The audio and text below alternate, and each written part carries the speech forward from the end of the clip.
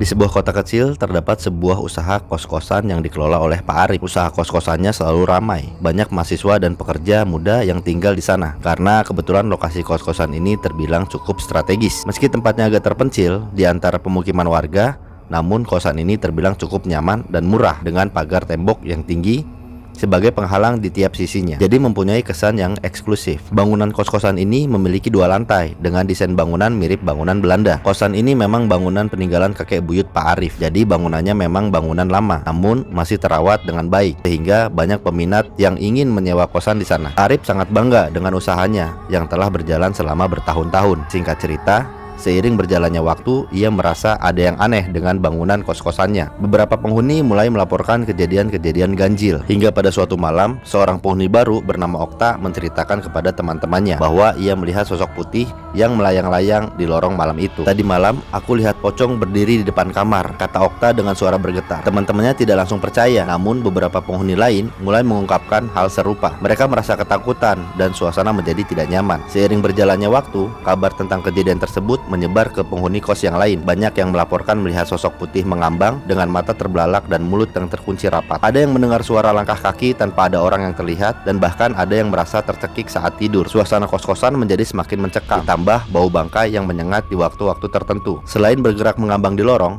pocong ini suka sekali menampakkan diri di jendela-jendela kamar kos yang pintunya langsung mengarah ke lorong. Hal ini berdampak pada perubahan drastis dalam jumlah penghuni. Sebelumnya kos-kosan Pak Arif selalu penuh, tetapi kini sepi. Banyak yang memilih keluar, dan penghuni yang baru datang dapat dipastikan tidak akan bisa bertahan lama. Pak Arif mulai curiga tentang teror ini. Dalam pencariannya, ia bertemu dengan seorang kerabat jauh yang merasa iri dengan kesuksesannya. Ternyata kerabat itu berusaha menjatuhkan usaha Pak Arif dengan cara yang sangat licik. Ia sengaja menyebarkan teror menggunakan jasa seorang dukun melalui ritual hitam. Dukun itu mengirimkan pocong yang dijadikan alat teror untuk menakut-nakuti penghuni kos Pak Arif. Teror pocong semakin sering muncul di malam hari, dan bau bangkai yang menyengat yang keluar dari kos-kosan Pak Arif bukan hanya meneror penghuni kos-kosan, namun juga warga di lingkungan sekitar kos-kosan itu. Membuat orang-orang yang tinggal di sana merasa tidak nyaman, dan aduan warga yang kerap kali melihat pocong itu pun terus diterima oleh Pak Arif. Namun Pak Arif tidak bisa berbuat banyak. Bahkan ketika Pak Arif mencoba membersihkan tempat itu dengan berbagai cara, teror itu tetap datang. Kerabat jauh Pak Arif yang mengirimkan pocong dengan bantuan seorang dukun itu pun seperti puas. Sementara Pak Arif perlahan-lahan menyaksikan usahanya hancur. Pada akhirnya, tak ada lagi yang tinggal di kos-kosannya. Semua penghuni pergi dan usaha Pak Arif bangkrut. Kos-kosannya yang dulu penuh dengan kehidupan, kini sunyi sepi, dengan hanya cerita-cerita horor yang tetap bertahan di antara tembok-tembok tingginya. Masyarakat sekitar pun mulai melupakan tempat itu, menganggapnya sebagai bangunan yang terkutuk. Dan di malam hari, sosok pocong itu masih terlihat melayang-layang, menjaga tempat yang pernah menjadi sumber kesuksesan Pak Arif.